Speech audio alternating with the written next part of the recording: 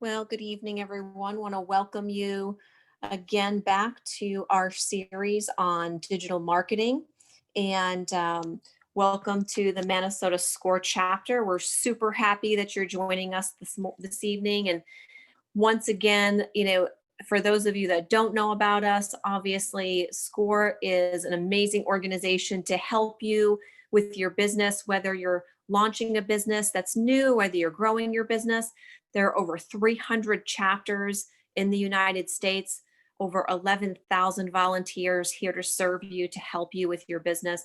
So we're definitely happy to have you with us this evening. Our chapter, the Minnesota chapter in sunny Florida, over 50 years in establishment. We have over 80 members. And certainly, if you're looking for a mentor, please reach out to us. We have some amazing individuals with just awesome experience that can help you, whether it's with marketing or just getting your business started. So any of these phases that you're in, whether you're in research and planning, whether you're opening your business, whether you're growing your business, or thinking about your exit strategy, we are here to help you with that. And as part of that help, tonight we're bringing you the series on SEO optimization and digital marketing. Jeremy Petty is here with us again this evening. Thank you so much, Jeremy. It's great to have you with us. And we couldn't bring this to you without our sponsors. We really want to thank our community partners for helping us in providing you with this high level of information. I did this for a long time in my career and made a lot of money. I think that for a lot of folks, this kind of information, getting it for free is just unbelievable. So Jeremy, we really appreciate you taking time out of your busy work life. Jeremy has a wide array of expertise. His education and background is just stellar in helping small businesses and large businesses optimize their digital marketing to really focus on increasing their bottom line. And that is truly his desire in bringing you this information this evening, to provide you with a way to optimize your income. So without further ado, I will turn things over to Jeremy, and he will get started with you on SEO for Beginners, Part 2. All right. Thank you, Paula, for that awesome introduction. Let me go ahead and set up my screen share. So hopefully that is showing up. All right. So welcome, everybody. Welcome back. For those of you who were here last week, we kind of touched on SEO a little bit. Now we're going to do some deep dives. And hopefully by the end of this 1-hour presentation, you should have a pretty good understanding of what SEO is and how you can implement it in order to start generating some traffic to your website from search engines. So a little bit about myself. Again, my name is Jeremy Petty. I'm the CEO and founder of Ignition Digital Marketing, which is a local full-service digital marketing agency. And also of Simply Optimized, which is a new software startup aiming to automate the technical and on-page SEO processes that we're going to learn how to do today. I am a certified SCORE workshop presenter. I've helped hundreds of businesses over the past 10 years, generating tens of millions of dollars in revenue through digital marketing alone. And I work with businesses of all sizes. So from single person, small business startups, all the way up to franchises and enterprises. So I have vast knowledge of different business sizes and sort of what works for certain businesses and what doesn't. So today what we're going to be covering, we're going to do a quick overview of SEO, what it is, why you need it, and some common misconceptions. And then we're going to actually walk you through the entire SEO process. So the first thing we're going to cover is website design. Now, last week I did a deep dive into this topic. I'm not going to do that today. So if you do want some more information on that, you can actually go to the SCORE website, the minnesota.score.org, and you can actually watch the presentation from last week. But I will go over just some of the main talking points for that. Then we're going to get into competitor research, keyword research, creating a website sitemap, technical SEO, on-page SEO, authority building, and then analyzing results. And this SEO process is one that I created over just 10 years of doing it. And so this is what I use for all of my personal clients to get some really good results. For those of you who are SCORE clients, this should look very familiar. This is the business model canvas, and SEO, which is part of digital marketing, falls under your channels section. So an SEO overview, what is SEO? Right, well, search engine optimization, which is abbreviated as SEO, is the process of nourishing and growing your website so that it ranks highly in search engines. The ultimate goal of an SEO campaign is to rank #1 for keywords related to your business. This will help generate free traffic to your website, increasing leads, and in turn, increasing the amount of new customers and increasing the revenue that you're getting. Now, you'll notice that I put free in quotations. And because it's one of the common misconceptions about SEO is that the traffic you get is free. While technically, yes, you know, you're not having to pay for that traffic to come to your website, but you still have to pay, whether it's hiring somebody to actually optimize your website or paying by using your own time to optimize your website. So again, what is SEO? When your website is properly optimized for a keyword, it will start to rank in the SERPs. Now, a SERP stands for Search Engine Results Page. Even with the ads and the local map pack at the top, above the organic results, 70% of users still skip over those ads and go directly to organic results. And this is because organic results are more trustworthy in the mind of a consumer. You know, consumers are very, very smart. They know that when they see those top couple, listings on Google and it has a little ad next to it, they know that that's a business trying to pay in order to get their business. And they understand that the organic traffic is more trustworthy. And in the mind of a consumer, if somebody is looking for a company and they go down to the #1 organic result, you know, subconsciously they know, hey, if they're #1 in Google organically, they must be a really good business, to hire. Now, for the purposes of this presentation, I am going to be acting as a fictitious landscaping company in Sarasota. So this way, we're going to walk through the entire process. So if there are any landscapers there today, congratulations, I'm doing all the hard work for you. So as you can see here, we're going to be analyzing the SERPs to understand and try and find patterns, and then we'll talk a little bit more about that later on. Now, why do you need SEO? Right? Well, SEO makes up 50% of all website traffic on average, and this traffic is what we call organic traffic. Unlike an advertising campaign where the traffic stops as soon as you reach your budget cap or you stop the ad campaign entirely, the only limitation to the amount of traffic SEO generates comes down to how well it's performing in search engines. So theoretically, you know, an SEO campaign can generate an infinite amount of traffic, you know, whereas with a paid advertising campaign, it's only working so long as you continue to pay for those ads. And some common misconceptions about SEO. We kind of get more in depth on some of these later on throughout the slides, but these are just some common misconceptions that I get a lot about SEO. Unfortunately, you probably get spammed all the time for SEO services by people from India or various agencies around the world. And they all promise you really, really good results very quickly. And the reality of this is that SEO does not happen overnight. The results that you get will not happen overnight. You know, on top of that, it's very important to understand, what do we mean by results when we're talking about SEO? Now, results means seeing an improvement within search engine performance. So results don't necessarily mean that SEO is generating traffic, or it's not generating, new customers for you. Obviously, that is the end goal, but time. The next common misconception is that building authority isn't worth it. Now, I go into depth about authority building a bit later on and how to do that. This is where I would say the most expensive part of an SEO campaign comes from. building authority is a third of an SEO campaign. And without this, your website's really going to have trouble ranking higher than your competition. You could have a perfectly technically optimized website. You can have a perfectly, a content optimized. But if you don't have any authority for your website, you're going to have trouble outranking your competitors that do have an authority.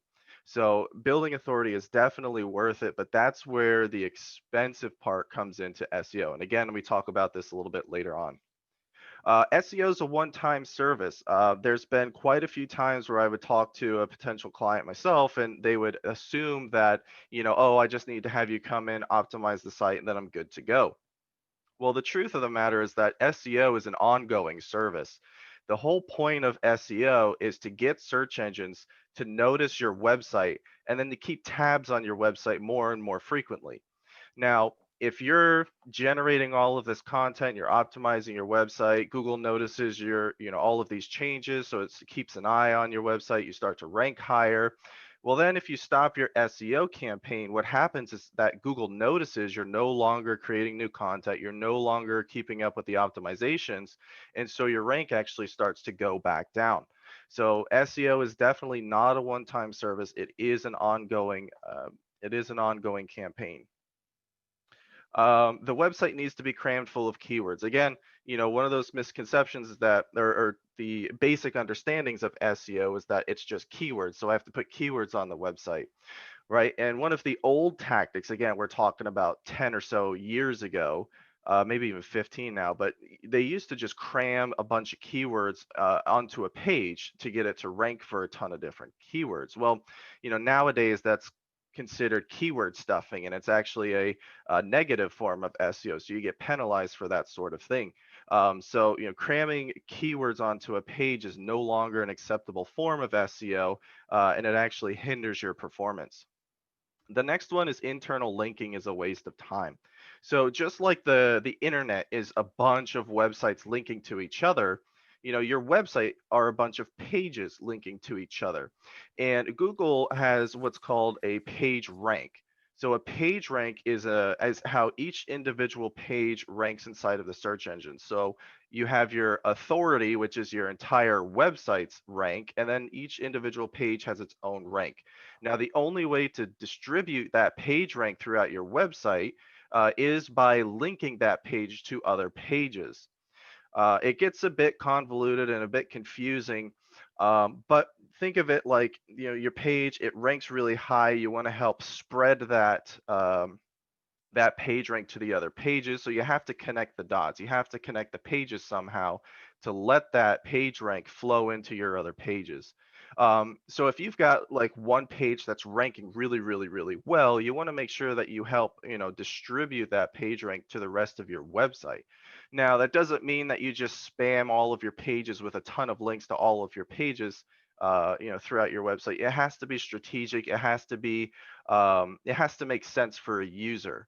And really ultimately that's what search engines are looking for on a website, is how user friendly it is. And then the last misconception is that cheap SEO will get you number one. I can't tell you how many times you've been bombarded with emails by people from India or the Philippines saying, oh, SEO for 300 bucks a month, we guarantee first place.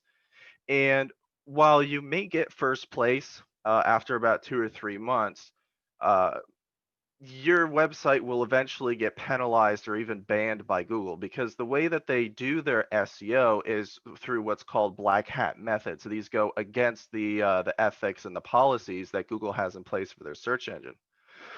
So what happens is you hire one of these cheap agencies that guarantee you the first place. You get into first place, you start generating some business, then all of a sudden all of the traffic dies from your website and you're left scratching your head. Well, why isn't this working anymore? Well, it's because that they use these bad methods to get you into that first place. That ranking is an artificial ranking. You didn't get there in the right way. So Google essentially takes down your website by giving you penalties or just straight up de-indexing your website, which means it will no longer show up. So At that point, you've got one of two options. You can either pay somebody to do a link cleanup, which is extremely expensive and time consuming, or you have to ditch that website, buy a new domain, and start all over again, and then do it the right way. So if you're trying to save some money and you go with one of these cheap options, it's really going to actually be a lot more expensive in the long run because you're going to run into so many of these issues. So with that out of the way, let's go ahead and jump into the actual SEO process. So the first thing that we do is we need to look at your website. Okay, the website's going to be the hub for everything that you do online.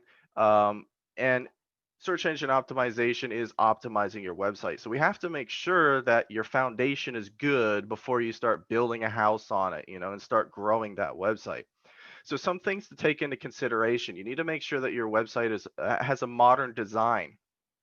Does it follow the current design trends? Has your website been redesigned within the past 3 to 5 years? Usually the current trend is just to update it, the design of it every 3 to 5 years. You don't have to have a massive complete overhaul of the website, but just every 3 to 5 years, do some touch ups here or there just to keep up with those modern trends. It keeps users comfortable when they come to your website if they feel that the website is familiar to them. The next thing is having a responsive design, making sure that your website responds and looks good to any screen size, mobile devices, tablets, computers, smart refrigerators nowadays, can browse the internet on them. So just make sure that your website looks good on all devices. You want to make sure that your website is scalable. It's built on a system that can scale. Now, I personally recommend WordPress. I've run many websites that do multi-million dollar revenue per year, all through WordPress. It's a great platform. It's open source, which means there's a ton of plugins. You can build any type of website on it. But the best part is that it's a very stable content management system, and it can scale with your business. So if you build a WordPress site when you're just starting out, you can keep that WordPress site as your business grows. So you never have to learn a new system. It's not like you go from Squarespace to Wix, then from Wix to WordPress. It's all just one system. Making sure that your website is speed optimized. So this just means to make sure that your website is loading quickly. Some of the technical fixes that we get into a little bit later help with speed optimization. But basically, you want to shoot for a goal of 3-second load time for the page. Anything over that, you're going to risk a visitor leaving your website just because it's taking too long to load. Making sure that you have clear communication on your website. You don't want to have customers guessing what you do. You want to make it blatantly obvious, and when it comes to trying to market, and whenever you're dealing with consumers, you have to think at the lowest intelligence level. And it sounds really bad, but you really have to make it as simple as possible. Anytime, in fact, there was a textbook that I had in college that said, "Don't make me think." It was a UI UX textbook, which is user interface and user experience. So with your website, you need to make it very clear what you do, and then make it very easy to navigate through that website. The easier it is for the customer to get the information that they're looking for, and the easier it is to contact you, the more likely you're going to get a lead. Make sure that you have a clear USP, which is a unique selling proposition. This is what Jack went over last week. Make sure that you've got your unique selling proposition on your website, because that's what's going to differentiate you between your competitors. That's what makes you stand out. That's what makes you better, right? So you want to make sure that you have your USP on your site. Now, this doesn't mean that you have to put it on every single page, but just make sure that it's there. Make sure it's at the very least on your home page, um, and then maybe on your services page if your USP is very specific to one of your services or your products. And then the last thing I kind of touched on this was conversion optimized. Make it as simple as possible for a user to give you their contact information or to make a purchase on your website. And this comes in the form of very clear call to action buttons, contact forms. Just make it super easy for the user to do what they need to do. So after you've got your website figured out, now we need to start getting into some competitor research, right? And competitor research allows you to get an idea of how well your direct competitors are performing in search engines.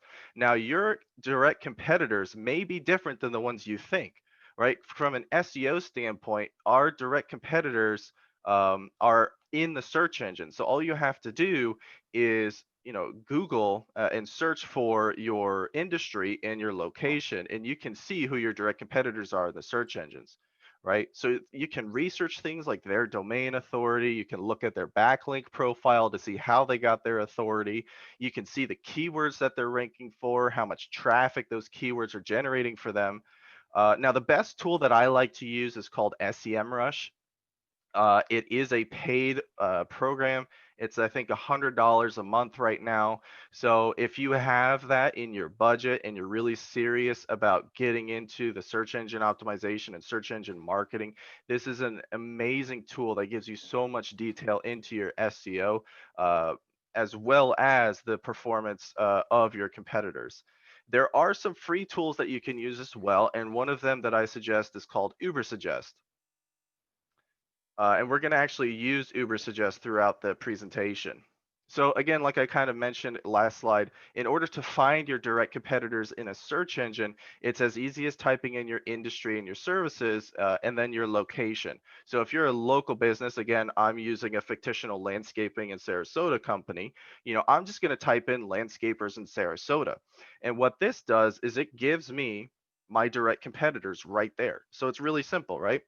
Now we can skip over those sort of business listing sites like Yelp or Home Advisor. We want to see the actual websites of our competition. Okay, and then what I like to do is I look at a few things. Okay, so the first thing that I'll do is I'll look at their title tags, I'll look at their meta descriptions, and I'll look at any sort of schema markup features that they may have that's showing up. So the title tag is the link that you actually click on. This is the title of the page, right? What is this page going to be about? The meta description is like a brief little synopsis of what that page is. And then you have the featured snippets or the schema features, and in this case there are links. Sometimes if you ask a question, a box will show up with like an image and it'll have an answer there. There's a ton of different featured snippets that you can use, that they're not guaranteed inside of search engines, but so long as you optimize your site for that, you have a much higher chance to actually be featured in a featured snippet. And once you do that, it really stands out against your competition and it drives a ton of traffic. So what we're going to do is we're going to jump into Ubersuggest, and I'm just going to show you guys how this works. That way you can go in and do it yourself and kind of play around with it. So after we find those patterns from the previous, again, and I like to look at the top 10 results for that to try and find the patterns between the title tags, what's the similarities between those, the meta descriptions and all of that. So next what I'm going to do is I'm going to copy all of those URLs and I'm going to go into Ubersuggest. Now you can find this at, if you just Google Ubersuggest, it should be the first link that pops up. It is free. It's a little bit limited when it's free. If you sign in with a Google account, you get a little bit more features. They do have a paid version, but you could get all the information you need from the free version. Okay, so what we're going to do is in the middle box, we're just going to type in the URL. You can even do this for your own website as well. Once you search for that, it'll show you things like how many keywords they're ranking for, how much traffic they're getting every month, what their domain authority is, and then how many backlinks they have coming to their website. And again, when we're doing the competitor research, we really want to look at which keywords they're ranking for, and try to find the best keywords here. And it kind of bleeds into our keyword research portion.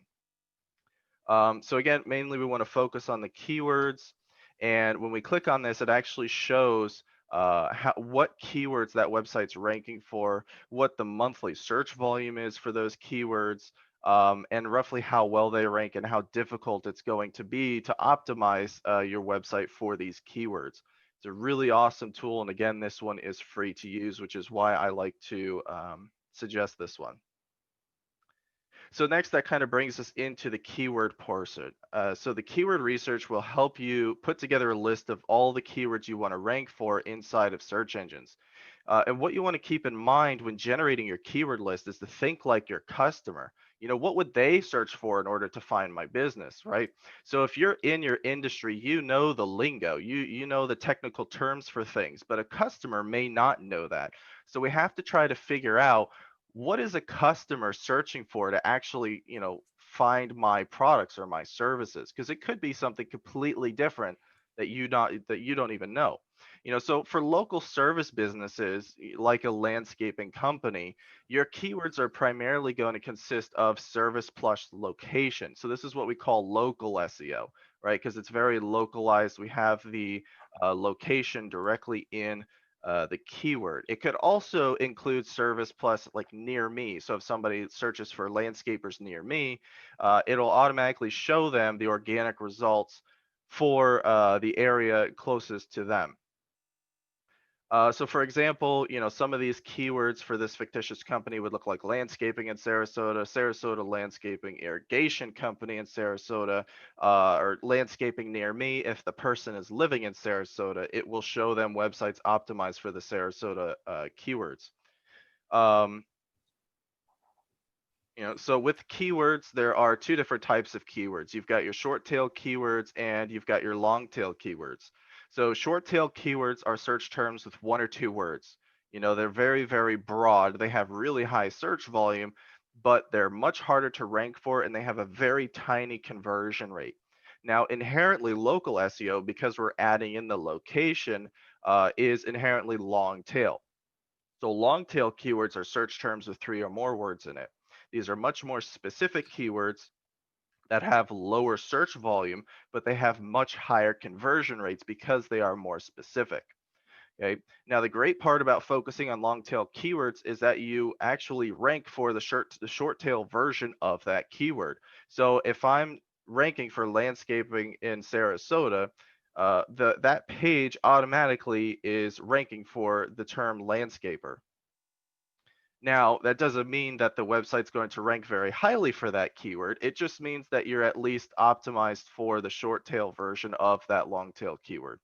So again, for example, landscaping company in Sarasota is a long tail keyword. It ranks semantically or for semantically similar variations like landscaping business in Sarasota, irrigation company Sarasota, and landscaping Sarasota.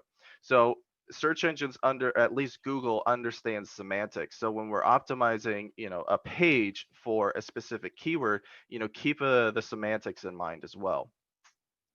So to dive a little bit further into the actual keyword research and to figure out what people are searching for to try and find your services, one of the tools that I like to use, again, this is a free tool and it's called the Google Keyword Planner.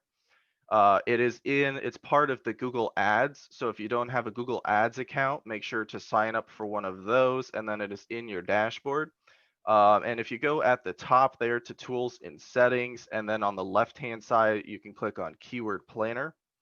Um, that'll open up this new dialog here where you can click on Discover New Keywords. You'll be able to start with specific keywords, or you can start with your website. Starting with keywords will have you entering your services or your products. Then Google will try to bring up the most relevant keywords based on those. Or what you could do is you could just copy and paste your URL into Google. Google will scrape your website and then try to give you keywords that you could rank for that specific page that you put in, or for your entire website. But what we want to do is we want to start with keywords. So again, because we are this fictional landscaping company in Sarasota, we want to make sure that we put all of our services in here. We're going to separate those by commas, and then they put them into the little keyword bubbles. So you know that those are the different keywords we're targeting. And then the next thing that I want to do, because I don't service the entire United States, I only service Sarasota County. So what I want to do is I want to go down a little bit lower where the green box is that says United States. I want to click on that, and that actually allows me to edit the geographical location of the users. So I'm just going to select Sarasota County there, and I'm going to remove the entirety of the United States. So what that looks like is this. So it removes everybody except for people who live in Sarasota County. Now, the great thing about this is the fact that all of the data it's about to spit out at us is specific to the people in your geographical location that you service. So these are what people in Sarasota are actually searching for to try and find landscaping companies, right? So this is the table that shows up, and really what we're looking for here are keywords with high average monthly search volume. Again, these are going to be inherently long tail keywords for the most part, because again, we are doing service plus location. We may have some short tail keywords, but again, because we are localizing those keywords, it's a bit easier to rank for those, even though it may still be a short tail keyword being 2 words. So from here, what I like to do, go through this entire table. You can actually sort by average monthly search volume, and then just start putting your list together. What keywords make sense? Are there redundant keywords that could fit all on one page?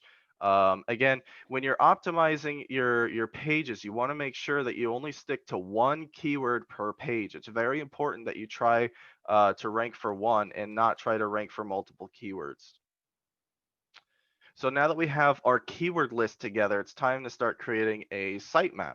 Um, and a website sitemap is essentially a list of all of the pages on your website, and you want to assign the keywords that we just found to pages that already exist, and then we want to create new pages for keywords that don't necessarily fit to any of the other pages that we currently have. And the purpose of creating this sitemap is to help you organize and think through your SEO campaign before you actually start it, right? And you could do this in Microsoft Excel or Google Sheets. And a very basic sitemap would look something like this, where you've got your page title on the left-hand side, and then you can even sort of structure it in a hierarchy depending, for instance, I have my services under a services tab. Um, the next one would be the actual URL. So this allows you to create a proper slug, which is essentially everything that is after the .com of the URL. And then on the right-hand side is the keyword for the pages. And again, this is just to help you organize your thoughts before you actually go in there and start trying to optimize the website. This way you can map everything out. You know what pages is going to go with which keywords. And it really just helps in the long run. It helps with any potential confusion that could come along. So now that we've got everything planned out, now we haven't actually optimized anything yet. This has all been planning and doing a bunch of research to make sure that the SEO campaign is going to run smoothly. Um, Technical SEO is going to be the first thing that you should do. It focuses on the foundations of your website. So this is going to be all of the code of your website, the structure of the website, um, and the first thing that you have to do is you have to run a technical audit. Now, what I'm going to be showing here is from SEMrush. It gives over 100 different checkpoints that it looks for. There are a bunch of free options out there, but none of them are as in-depth as SEMrush. Now, with SEMrush, there is a 7-day free trial. So if you want to run an audit on your website, you can sign up for the 7-day free trial. You still have to put your credit card information in there, but once you run the audit, you can print it off as a PDF, save it to your computer, and then you can just cancel your account. So that's really cool. But what's also really nice about SEMrush is that it gives you a very nice dashboard to see all of your errors, your warnings, and your notices. And then it gives you every single issue that can be wrong. Sometimes when I generate reports, they can be, 100 pages or more with all of the issues. So after performing an audit, you're going to receive a report with all of the findings. Errors are items that need to be fixed ASAP. These are things that are extremely important to fix right away. Warnings are items of medium importance. They need to get fixed, but they're not as important as errors. And then notices are things that you should take a look at. They're not necessarily anything bad. They could be perfectly fine, but they're just things that you still want to take notice of. Again, we talked about this a little bit before, but things like the slug, the title tag, and the meta description, this is part of the technical SEO process. So the slug is the URL of the page and everything that comes sort of after the .com. Title tag is the link that people click on. And again, this tells Google and it tells users what the page is all about. And then the meta description is a brief synopsis of the page. Now with these, there are character limits. You can see that in this particular instance, the meta description is too long. So you get the 3 dots after the learn more about, which means it's being cut off. So if you've got important information after that cutoff, it's not going to be showing up. So you want to make sure that you contain it to the recommended character limit, which I believe is 160 characters for meta descriptions, and then about roughly 60 to 90 characters for the title tag. And actually here we can see what it would look like in a WordPress website. So for these examples, we're going to be using a WordPress website with the Yoast SEO plugin installed. Yoast SEO is a free plugin, and I highly recommend if you have a WordPress website to go in, install this right away. So the 4 main technical items when creating your pages is setting up your search snippet, which is what we just saw. So this shows you where to actually edit those items inside of your website. So the very top here is the key phrase that we want to rank for. So key phrase and keyword are interchangeable. They mean the same thing, right? So the key phrase here is best landscaping company, right? Now, the title tag is going to be, again, what is this page all about? So best landscaping company Sarasota. Usually it's ideal to have your keyword inside of your title tag. The slug, again, is the URL of the page. So what comes after the .com portion. Again, you want to make sure that your keyword is in the slug. And then the meta description, the brief synopsis of the page. Again, you want to make sure that your keyword is in the meta description. Now, the nice thing about Yoast SEO is it tells you if you're going over the available character limit. So you can see the green bar there. That tells you the actual length. It's a dynamic bar. If it's too short, it'll be red. If it's over, it'll be red. If you're in the sweet spot, it'll be green. So the last technical optimization would be to add alt attributes to any of your images, right? So an alt attribute tells search engines what that picture is about.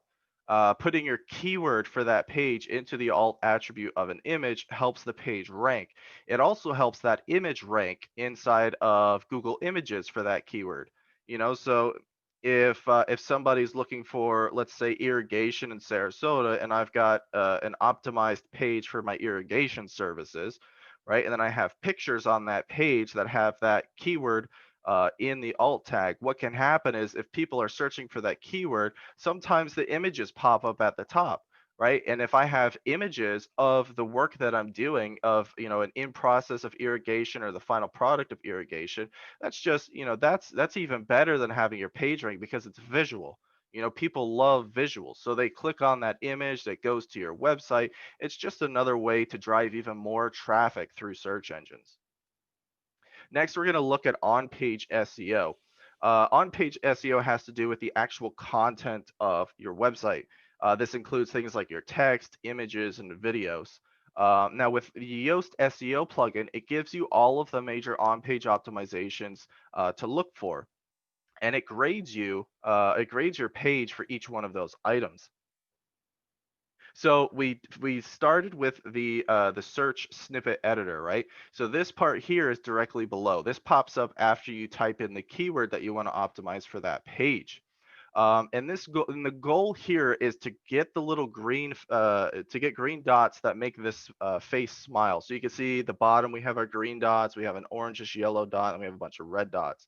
So we can see once those go, if we make enough of those green, then it turns a little smiley face green, right? So once he's green and smiling, your page is mostly optimized for the keyword that you are targeting on that page. And let's just go really quickly over some of the things that it looks for. It looks for outbound links on that page. So links going to other people's websites. If I have a specific case study from a local university that says this is the best type of grass to put in this area, then I may link to that case study from my website to show why we use that grass. Internal links, again, we talked about this before, making sure that you're linking to other pages on your website.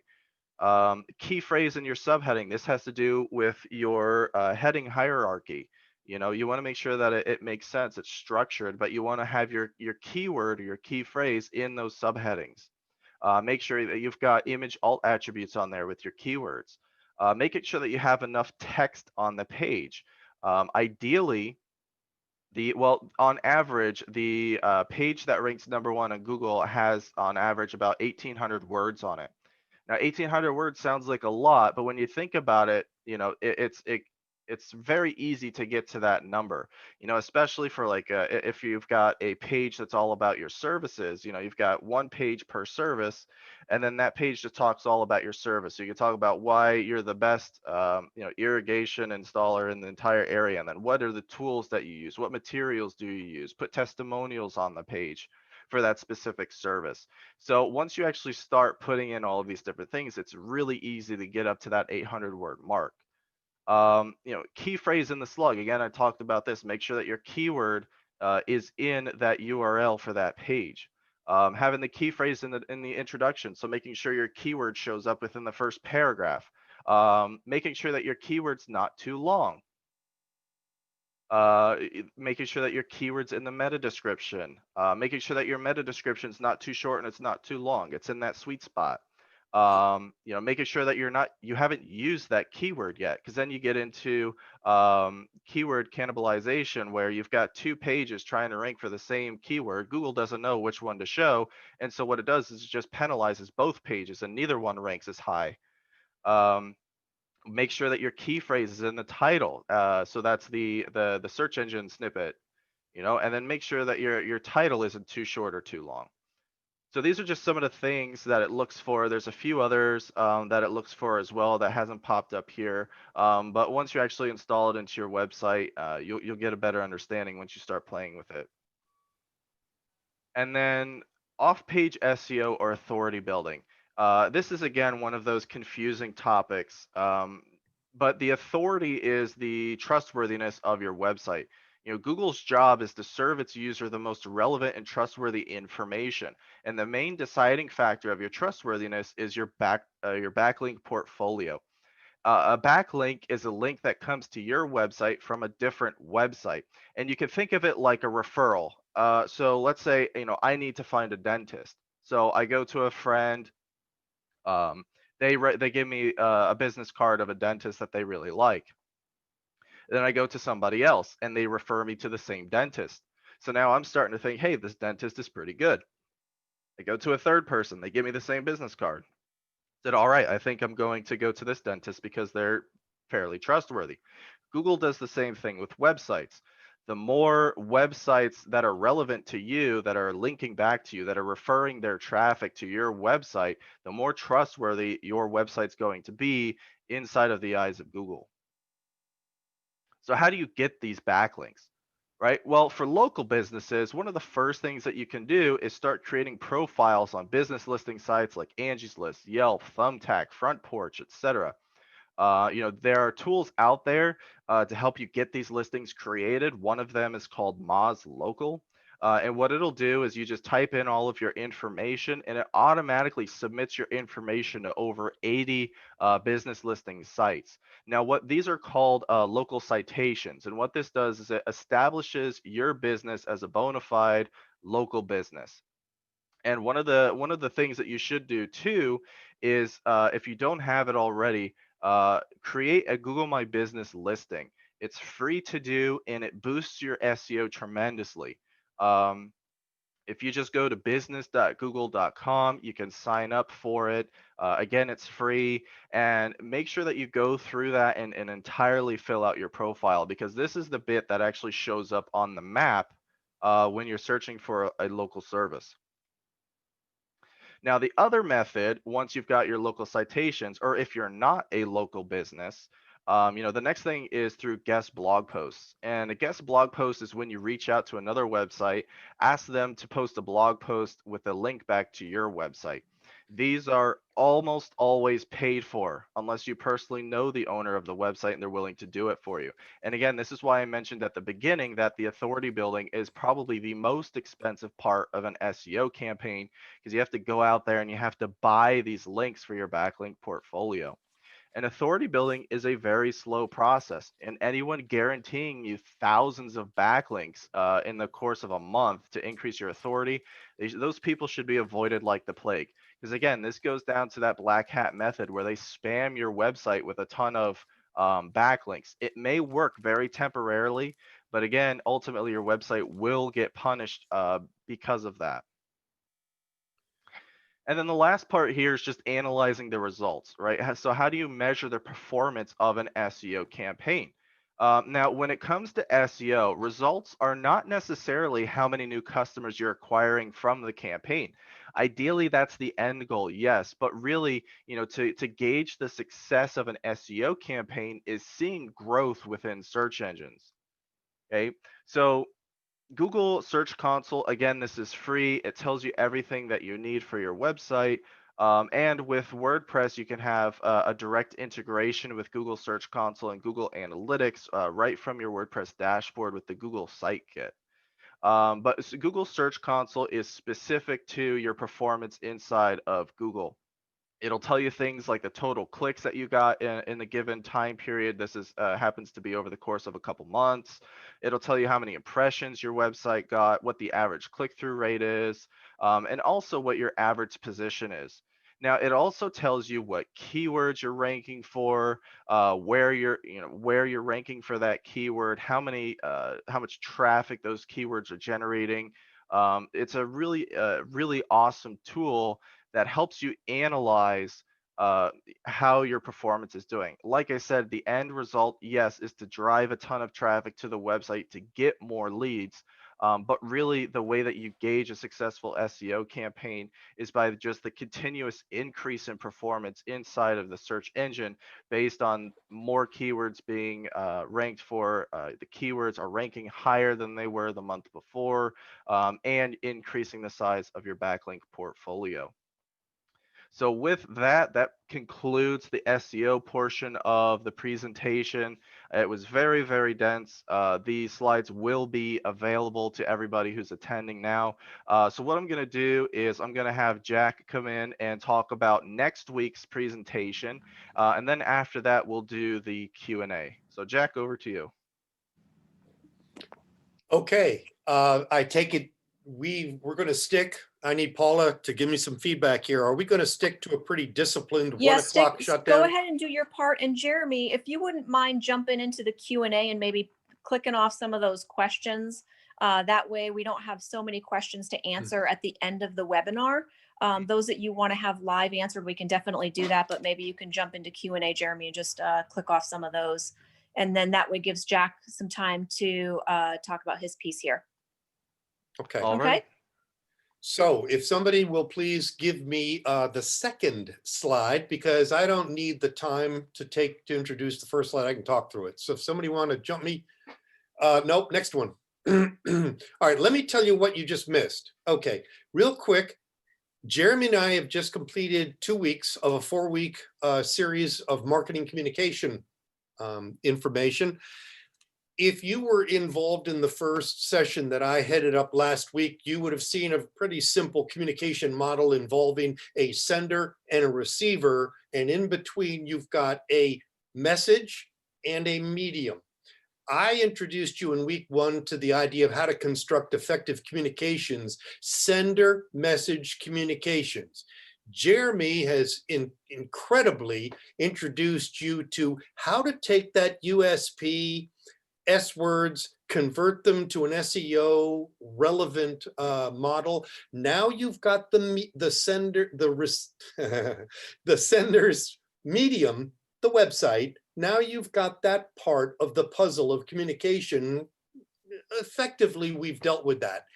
So we're 2 meetings in to a 4-meeting thing. What are we up to? We're now going to go to the other side of the communication model, and we're going to now look at this whole communication process, as Jeremy said, from the eyes of your customer. Who are we talking about? We've had the SEO model introduced to you, how Google and all of those affiliated companies are helping you model your communication. And now I'm going to try to tell you there's another way you need to be looking at this communication model, is trying to figure out who's out there that is a potential customer, prospective customer. So we need to go into the idea of customer profiling, also called target market marketing, target audience marketing, customer segmentations, a lot of words for what we're going to be dealing with next week. So bottom line, I'm giving you the summary of what we're going to try to do. We want to, if you're an existing business, we want to profile who are your customers. Fine, check. Next thing we want to know, and Jeremy was critical in introducing this, Allie, I would love to know who my primary competitors' customers are. And we just got through a whole idea of analyzing customers. Figuring out who their customers are will help you better understand what your communications need to do, because those are folks we would like to borrow. And so that's going to be the issue number 2 that deals with customer profiling. And then the last one involves some very creative outside the box thinking of like, okay, I got my customers, I got my competitors' customers. Who else is out there that's a candidate that might be missed by my competition? Who might be missed because their needs, their problems, the things they're looking for aren't very well understood and defined for you to address? So the issue here is who should be your customers. Might be a very provocative way to look at what we're going to try to accomplish next week. Next slide. So we're going to break next week down. Here are 2 key elements to next week where there's purposely a missing third, which I will address, but you probably all are aware of the term demographics, and demographics is a way to profile your customers in a physical sense, if you will. I mean, who are your customers? It's a 3-dimensional way to discuss gender, age, income, zip code, occupation, nationality. There are ways in which you can statistically profile your customers to get that demographic profile. It's very helpful. Might even be essential before you start getting into a very more sophisticated and advanced form of profiling called psychographics. Psychographics then gets, and this was not a new thing, or at least, wait a minute, it might be new, but in my day, this was pretty advanced thinking in terms of marketing as to how we were going to go about identifying what is inside the customer's minds when they're thinking about buying behavior. Why are they eligible to be my customer? What is it about? Next slide, please.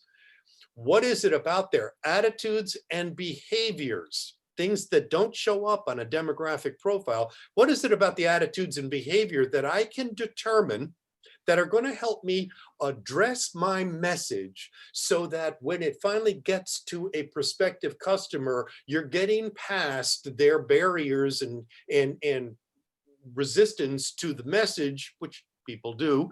You're getting past that by saying, this is a meaningful communication I am making to you, and I should get past your resistance because I better understand your attitudes and behavior in the context of the situation my business is involved in.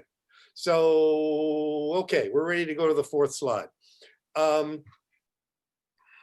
Attitudes and behavior. So let's look at 2 examples. Pardon me if these seem a little bit weird, but let's just say that one of you out there has decided that you were going to, you figured out a way to chemically invent a better mosquito repellent.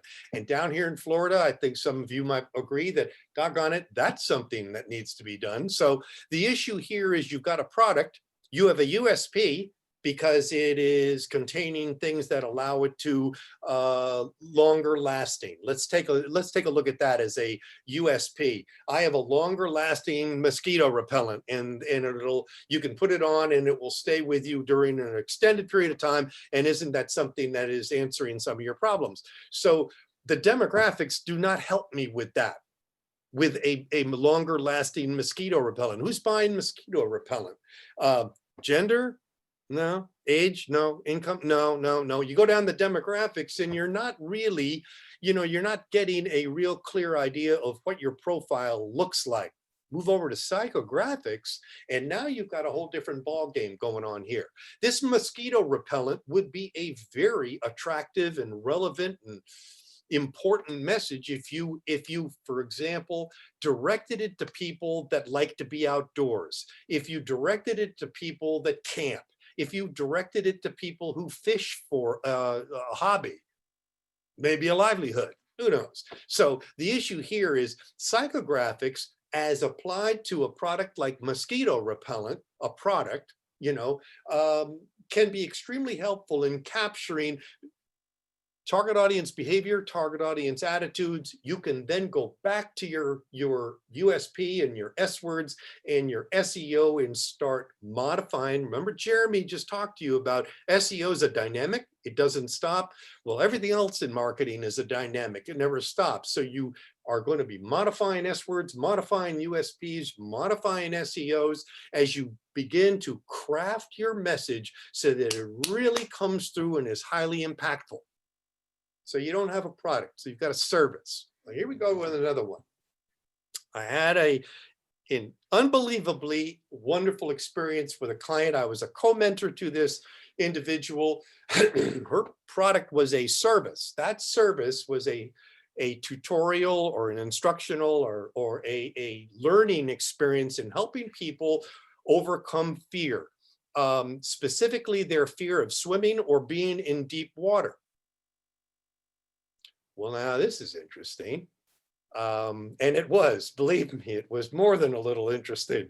What on earth are we going to do here crafting a message to help people understand that this person has a business that will effectively solve a problem? And by the way, if any of you can possibly imagine or personally experience what it's like to be afraid to go into the water or especially deep water, you understand this is something that is a very serious proposition here, and you do not need the communications being directed at people that it doesn't resonate with.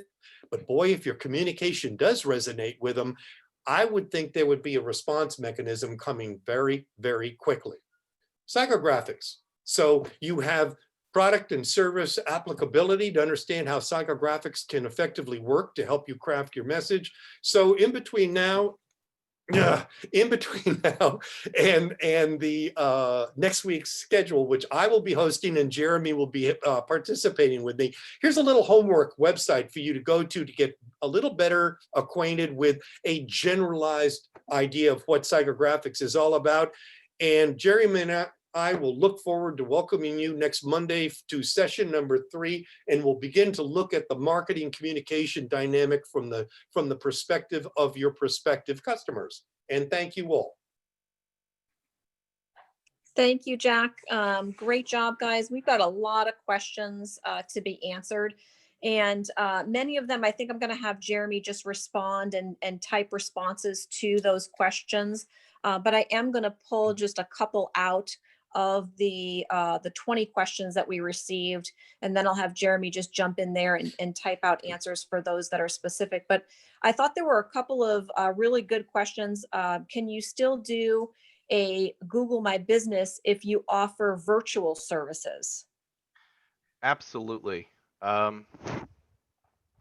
For businesses that are only let's say virtually located, they don't have an actual office space, they offer virtual services, or they only sell products, whatever it may be, you can still set up a Google My Business listing. Now, when you set up your GMB, which is Google My Business, when you set up your GMB account, you still have to put in an address. You can say that you only service an area and that the address is just for business verification purposes, because your Google My Business listing will not go live if you do not verify your business. So you will have to put in either your home address. It cannot be a PO box or one of those mass sort of mailing centers. It has to be an actual address. So usually you can just use your home address just to get the business verified. However, your home address does not show up anywhere inside of Google My Business. If you set up a virtual saying that you don't have a location but you service these areas, the address is only being used again to verify your business. And the way that they do this is through a postcard. They send it to you in the mail. You get a little code on there. You log into your Google My Business listing, type in the code, and then your business is verified. Awesome. And then just one more question here, Jeremy, and then I'll have you jump in and just answer each individual question. There was a question about what you meant by scalability of the website, and also what did you mean about website responsiveness when you were covering web design? Okay, so the first thing I'll do responsive. Responsive design just means that your website reacts to and responds to the size of the display or the screen size that it's being shown on. So, for instance, if you go to many websites, it'll look a lot different on your phone than it would on your computer. And that's because it is responding to the different sizes of the display, and it is rearranging the information to display it properly on those different devices. Now, scalability just means, for instance, how many users can it handle at once? Some platforms like Wix or Squarespace or Webflow, some of these do-it-yourself ones, as your business grows and you start to generate traffic to those websites, those platforms are not necessarily built for large scale businesses. They're not built to have a ton of traffic coming to your website. And so, the whole point of a digital marketing campaign and SEO specifically is to generate a lot of traffic. So, if you're on one of those smaller platforms, and as your business grows and your digital marketing grows, eventually you kind of outgrow those do-it-yourself platforms. With WordPress, there is no issues with scalability. Like I said before, I've worked with websites that do millions and millions of dollars in revenue, and they're built on WordPress. So they don't have to move on to, let's say, like a proprietary custom built system. Once your business reaches a certain size, you can keep your website just on WordPress and you never have to move it off of that. So by scalability, I mean the website can grow with your business and can accommodate the additional traffic that your digital marketing efforts are driving to your website. Now, the only other thing that you have to take into consideration is your hosting. So again, Wix and Squarespace and all of that, you pay anywhere between like $15, $25, sometimes even more if you're on a business plan with them per month. Now, WordPress is free to use. It's open source. The only thing that you have to pay for is your actual hosting. So this is the server that your website lives on. So actually, if you go the WordPress route, you actually save money than, hosting it with Wix or Squarespace or one of those. Because again, you're paying 25 bucks a month. On average, if you're paying for a business plan, it could be even more. You could be overpaying for it. By the end of the year, you're spending a ton of money. Whereas with, a WordPress website, you could be spending as little as $80 to $100 per year. Awesome. Yeah, we've got quite a few questions still sitting in the queue, Jeremy. And just in the interest of time, if folks want to, please take the survey that we have for this particular event. I'm going to have Jeremy respond individually to the questions that are remaining. And if you have further questions, you can certainly email Jeremy or find us through Score Minnesota. We really appreciate folks, jumping onto our webinar. We hope to see you next week. We'll be diving into essentially your customer profiling with Jack and Jeremy as well. So we appreciate you all coming. Hope you have a great week. And Jeremy will definitely be answering your questions there individually. Hope you have a great week. Thank you, Paula. So if we are still up, I'm just going to go down through the list. It looks like we've got about 18 more to go. So the first question here is, how do you link the pages? Working on building a website now through Wix. So the way that you would link these pages are through hyperlinks. Now, if you're in Wix, what you can do is you can highlight the anchor text, which is the words that you want to link to the other page. You should be able to highlight it in the editor, and then somewhere there should be a button that kind of looks like a chain link. If you click on that, it'll create a link out of the text that you highlighted, and then you can type in the page that you want that link to go to. If I link to an external page, how does SEO benefit my website and not the website where the page is located? So if you are linking externally, so you're sending traffic away from your website, what that tells Google is that you are willing to share your authority with another website. Um, One of the issues that I run into a lot, and this will come up in a technical audit as well, is that if all of your links are set to no follow, all of your outbound links are set to no follow. And what that no follow means is that it does not share any of your authority with the site that you're linking to.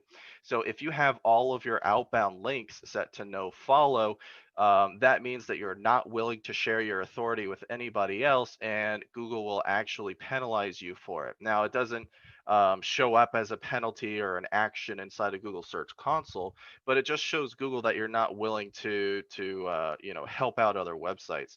So if you're linking externally to other websites and it is a normal link and you don't specify that it's a no follow, it actually shows Google that you're willing to spread your domain authority to other websites, and it just looks good. It doesn't directly benefit you in a sense that it increases your SEO performance, but it doesn't hinder it at all as if you were to set it to a no follow.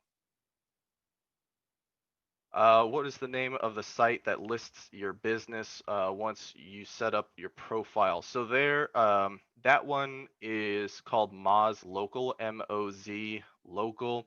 Um, let's see, the list sites, some of them that I had mentioned were very specific to like homeowner services, like landscaping, roofing, etc. So Thumbtack, Front Porch.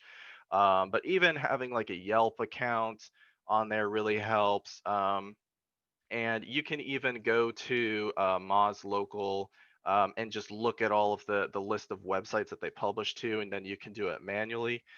It is very time consuming and tedious. If you purchase the tool, it takes a matter of minutes. But it's definitely one of those things that you can do right away to help establish yourself as a local business. After keyword analysis, would you get rid of keywords that don't rank high? So you definitely want to focus on the keywords that have the higher search volume because there's more traffic there. But it doesn't mean that you want to neglect keywords that don't have a lot of traffic. You want to try and find a use for as many keywords as possible because again, the goal is to increase your footprint inside of search engines. You want to continuously increase and increase and increase. And so if you focus on the high volume keywords and you run out of those high volume keywords, then you can start working on those low volume keywords. Um, Keywords that aren't ranking highly. If you're trying to rank for a keyword that does have good search volume and you're just not ranking very well for it, you might want to rethink your strategy or your optimizations for that page. And again, there could be many, many reasons why you're not ranking very high for a specific keyword. It could be that there could be a technical issue, or the on-page optimization isn't that good, or maybe your authority is too low compared to everybody else who's ranking for that keyword. So there's a lot of different factors as to why a keyword wouldn't rank so high, but you definitely don't want to get rid of keywords. The goal here is to continue to build more and more and more and more keywords, no matter how insignificant they may seem. What is your opinion of utilizing a Shopify site to be optimized to cover a national market? Can it be optimized as well as a WordPress site? So Wix, Squarespace, Shopify, all of these sort of do-it-yourself platforms, they do have optimization tools available. However, they're very basic compared to what you can get with WordPress. It is still absolutely 100% possible to do a proper SEO campaign on these different types of sites. Um, But instead of, today we kind of covered more of a local optimization campaign. For a normal optimization or even e-commerce SEO, which is very similar but slightly different. For that, what you want to do is you want to optimize all of your product pages for whatever it is that your product does. What is the problem that that product solves? And then you want to optimize your products for that. So of course, you want to make sure that your brand name would be on those products, the product title is in there, and then inside of your product descriptions, either it's the short description or the bigger one, images on that product page as well. You want to have either testimonials, reviews. You just want to make sure you've got a ton of content on each product page, and that you're focusing in on the problem that that product solves, because that's what you're trying to get people to your website. You're trying to get people who are searching for a specific issue, no matter where they're located in the nation, because your product fixes that issue. What is the easiest, most accurate way to check the optimization speed? So there is a website. Let me pull it up. I can't think of it off the top of my head, but I have it in the slides that we're going to be going through on week 4, actually. Let me go back. So GT Metrics, GTMetrix. If you Google GT Metrics, you put in your URL, and that will actually give you a speed score for your website. It tells you how fast it loads. In fact, I'll go ahead and just share this. And again, I go over all of this in week 4. So if you're interested in seeing how to analyze the speed of your website, but here, this is GT Metrics. Again, it gives you your page score. It shows you how long it takes for your website to fully load, and it tells you how many requests are being made. Through some SEO optimizations, there are plugins to help limit how many of these requests there are, and it helps speed up your website. So again, if you want to learn a little bit more about that, this is one of our slides from week 4. What is the name of the site that lists your business? Okay, we did that one. Would you suggest using Google Ads and a Google Ad specialist to help? So Google Ads is definitely something that you would want to run in tandem with an SEO campaign. And again, I kind of talk about this in week 4 when we go over digital marketing channels. But Google Ads will help you generate leads today. I've had leads come in as quick as 8 hours after initializing the campaign. So when it comes to the marketing, it shouldn't be an either or. It shouldn't be, should I do SEO or advertising? You should definitely do both of those together. Now, a Google Ads specialist, if you're working with an agency, that's one thing. But if you get contacted by a Google Ads specialist from the Google Ads platform, these people, unless you're spending a ton of money or you're working with an agency who has access to a real Google Ad specialist, these Google Ad specialists that contact you are salesmen or saleswomen, right? These are people who are just trying to get you to spend more money on their platform. They have basic knowledge of it, but they don't have that advanced knowledge that an agency would have. So definitely, you want to run Google Ads in tandem with SEO, because Google Ads even improves your SEO performance as people are going to your website from specific keywords. Even though that it is paid, it shows Google that people are coming to your site from specific keywords. So absolutely, you should run Google Ads in tandem with an SEO campaign. Is it valuable to list your outlet websites on your website as far as sharing goes? So outlets, websites, I would assume this is kind of like a franchise system, or if it's more like, let's say you got Bell's and then Bell's Outlet. Um, Absolutely, I would have some links to those. If we're talking about more of a franchise system where you've got your main website, then you have all of your different location sites for all the different locations. Definitely have links going to those, even if it's like a locations page. or some way to direct that traffic to those local websites. Do you consider backlinking to our own social media platforms like Instagram helpful for ranking?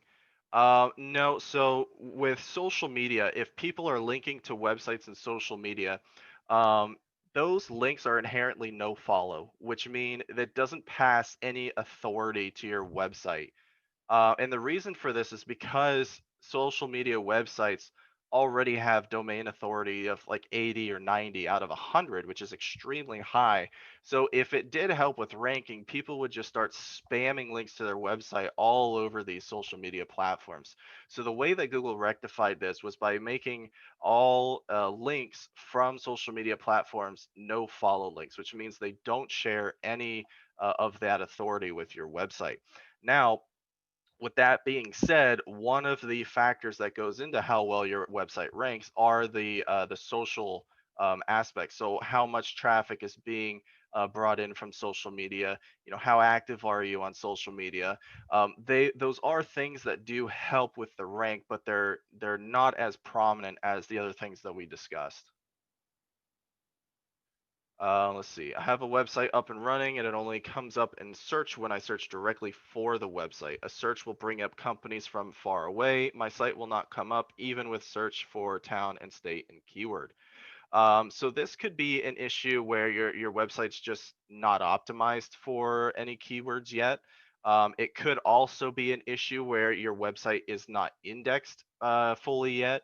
So if you don't have any SEO, and this is a common issue with a lot of brand new websites, is that because it's brand new, you don't have a backlink portfolio. Google doesn't necessarily know that you even exist.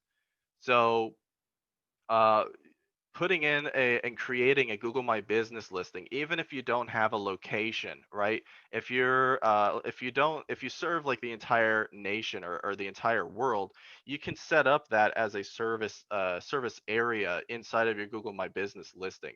Linking a Google My Business linking and then verifying that your business is a real business through Google My Business, and then linking that to your website will automatically help improve your website's performance in search engines. And it's one of the ways to actually help with indexing of your website.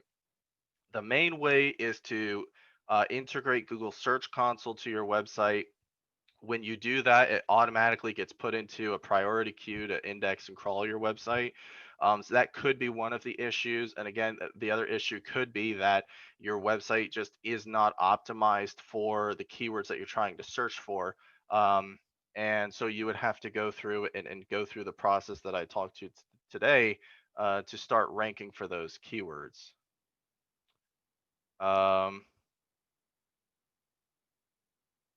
So I have a specific business, radon remediation, not a lot of keywords, only so much you can say. Can you speak to the challenge of something like this?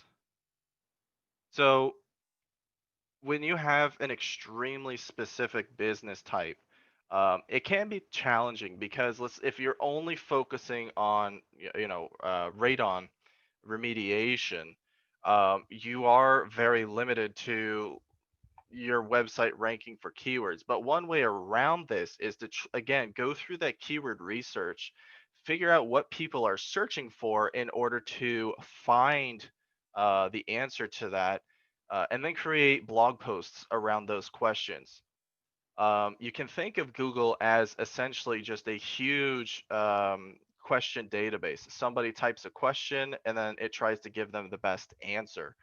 So one suggestion that I would make is try to figure out what questions those people are looking for. What are they asking? So if they have, radon sickness or they're looking for radon remediation, try to find keywords surrounding that. Try to figure out, through the keyword research, what are people actually looking for when they're trying to find that service. And then you would just go through and try to create some blog posts based on answering each individual question. Um, let's see here. Do we pay for Moz? Yes, Moz is a paid service. I think it is $80 to $120 per year, I believe. And the price has gone up. Now, if you are interested in SEMrush also has the same service. So if you're interested in actually getting into that, um, you can add on that local citations. I think it's $20 per location. And they also have a lot of the same websites, but it is a paid service. Google does not have radon or remediation or anything relevant to the company in their keyword selection. What do you recommend in this case? So this one's a bit tricky again. If Google doesn't have any data on a keyword that you're trying to rank for, what I would suggest is just go through your business model canvas, look at what your USP is, look at what your S's are in the SWOT analysis. What are your strengths? And then try to come up with uh, some content ideas based around those. So if you have your USP, usually your USP is mostly on your homepage and then throughout some of your service pages. um, but that does get very tricky when there's no data on that. So you kind of have to take some shots in the dark and go through a process of elimination. Try something. If it doesn't work, then just try another keyword. What I would say though is that if it doesn't work, don't delete that page. Don't remove keywords that aren't working, because again, the idea is to try to increase your footprint in search engines. So just start optimizing for keywords that you think are related to radon remediation. Look at semantics, look at similar cases. So is there something that's similar to radon? You might not, offer the services, but if it's similar to what people are searching for, then maybe they have some other keyword ideas that you can use for that. And then what would I say is the USP for the sample site? So for the landscaping in Sarasota, the fictional website, I didn't really put much thought into what the USP might be. But let's say we have a special,